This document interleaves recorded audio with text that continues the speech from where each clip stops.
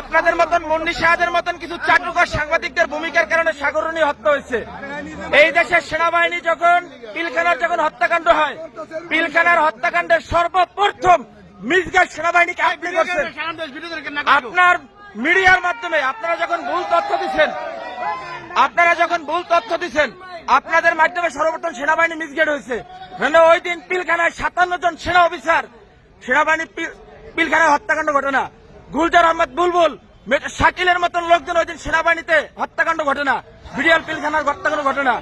এই হত্যাকাণ্ড যখন হয়, সর্বপ্রথম মিডিয়ার মধ্যে সর্বপ্রথম আপনি মিসগাইড করছেন।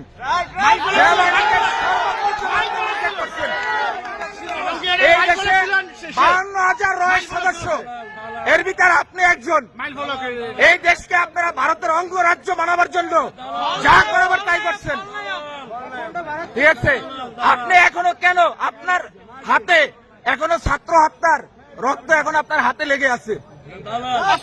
আপনাদের মতন চাটুকার, আপনাদের মতন কিছু কুলাঙ্গা সাংবাদিক পেশাটা হচ্ছে সবচেয়ে মহৎ পেশা। সত্যের উন্মোচন তারাই করে, কিন্তু আপনারা সত্যটারে মিথ্যা বানাইয়া এই দেশটাকে একটা কিসিম ভুটানের মতন আপনারা অন্ধকার জগতে বানাই ফেলাইছেন ভারতের অঙ্গরাজ্য বানাবার জন্য। আপনি এদেশের একজন নাগরিক হয়ে আপনি এদেশের ক্ষতি কিভাবে করেন বলেন তো? আপনি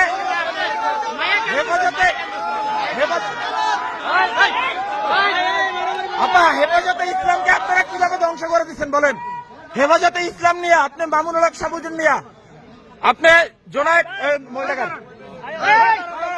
আপনি জোনায়েদ বাবুনগরে নিয়া আপনি এদেরকে নিয়ে কি মন্তব্য করছেন বলেন?